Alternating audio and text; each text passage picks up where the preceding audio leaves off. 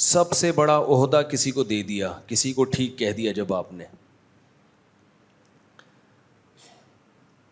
نے جب کسی سوسائٹی کے بارے میں کہہ دیا یہ سوسائٹی ٹھیک ہے, تو یہ چھوٹا عہدہ نہیں ہے, یہ چھوٹا لقب نہیں ہے. ابراہیم علیہ الصلاۃ والسلام کے بارے میں قرآن نے کیا کہا؟ اذ جاء ربہ بقلب سلیم. سلیم کا مطلب ٹھیک, عیب سے پاک. تو قرآن کہہ رہا ہے کہ ابراہیم علیہ السلام کا دل جو تھا وہ عیب سے, برائیوں سے پاک تھا. کیا مطلب؟ ہم یوں کہہ سکتے ہیں آسان لفظوں میں کہ ابراہیم علیہ السلام کا دل ٹھیک تھا. اور جب دل ٹھیک ہوتا ہے, یعنی دل کا مطلب یہ نہیں کہ اس میں کولیسٹرول نہیں تھا, اس کی رگیں کھلی ہوئی تھیں, یہ مطلب نہیں ہے. دل کا مطلب باطن ٹھیک تھا, اندر سے کیا تھے؟ ٹھیک تھے. اور جب انسان اندر سے ٹھیک ہوتا ہے تو اکثر باہر سے بھی ٹھیک ہوتا ہے وہ. تو میرے اور آپ کے لیے سب سے زیادہ اہم جو چیز ہے وہ یہ کہ میں ٹھیک ہوں یا نہیں ہوں. یہ سب سے امپورٹنٹ چیز ہے. اور ٹھیک بننے کے لیے دو چیزوں کا جاننا ضروری ہے. ایک, ٹھیک کی ڈیفینیشن کیا ہے, ٹھیک کی تعریف کیا ہے. دوسرا, پھر وہ ٹھیک بنتے کیسے ہیں. قرآن دونوں چیزوں کو فوکس کرتا ہے. میں بتاتا ہے کہ ٹھیک کسے کہتے ہیں, ٹھیک کی ڈیفینیشن کیا ہے, اور ٹھیک بننے کا طریقہ کیا ہے. ٹھیک بن گئے تو جنت ہے, ٹھیک نہ ہوئے تو کیا ہے؟ جہنم میں. اب چونکہ ٹھیک کے بارے میں ہمارا کانسیپٹ ہی کلیئر نہیں ہے کہ ٹھیک کہتے کس کو ہیں, اس لیے ہم کبھی انگریزوں کو ٹھیک کہہ رہے ہوتے ہیں, کبھی امریکیوں کو ٹھیک کہتے ہیں, کبھی جاپانیوں کو ٹھیک کہتے ہیں, کبھی پڑوسیوں کو ٹھیک کہتے ہیں, حالانکہ اللہ کی نظر میں وہ ٹھیک بولو نہیں ہوتے. اور سب سے بڑی غلطی ہے جب ہم اپنے آپ کو ٹھیک کہہ رہے ہوتے ہیں, پھر تو بہت ہی بڑا جرم کر رہے ہوتے ہیں ہم. حضرت مولانا اشرف علی تھانوی رحمہ اللہ تعالیٰ کی کتاب ہے آداب معاشرت, آپس میں رہن سہن کے آداب. وہ ہم سب کو پڑھنی چاہیے.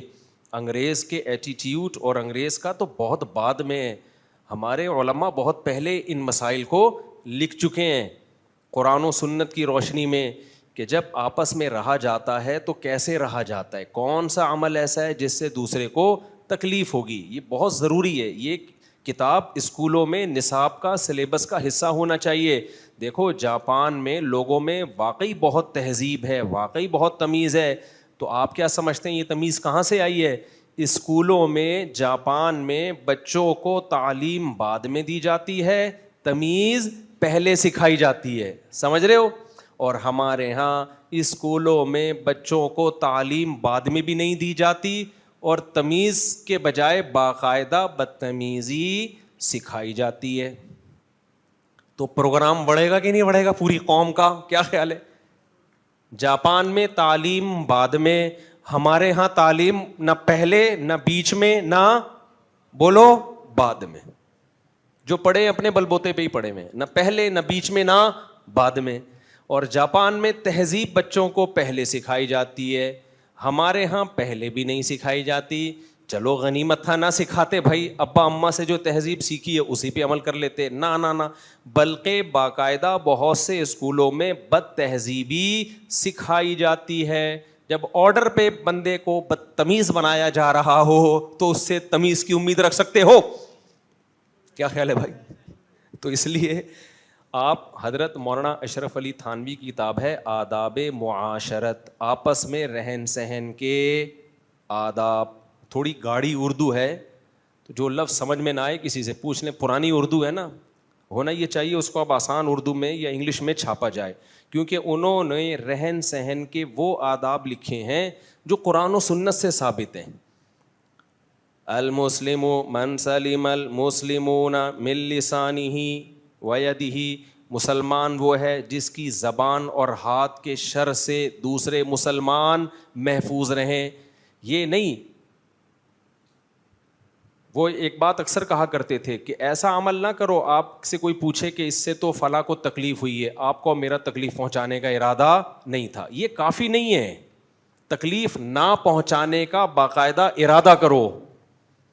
بعض دفعہ آپ کا ارادہ, اب دیکھو جو ہر وقت سیلفی لے رہے ہیں ان کا تکلیف پہنچانے کا ارادہ تھوڑی ہے, وہ تو محبت میں کر رہے ہیں نا یہ کام.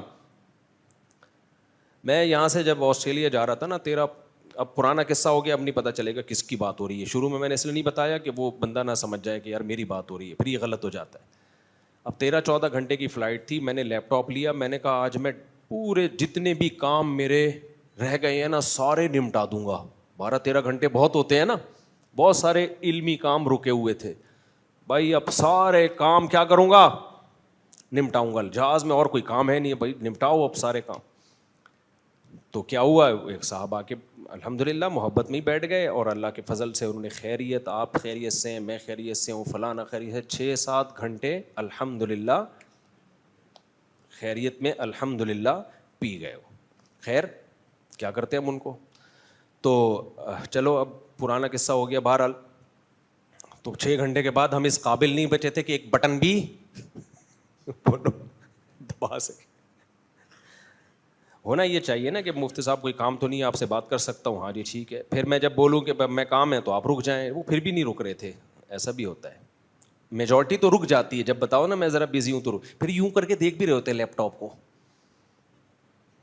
یوں کر کے نا. بعض لوگ, سب نہیں, میجورٹی اتنی بری نہیں ہے کہ دیکھے. تو ان چیزوں سے ہمیں بچوں کو, مجھے بھی سیکھنے کی ضرورت ہے, میں کوئی بہت نیک نہیں ہوں, تو ہم سب کو سیکھنے کی ضرورت ہے. یہ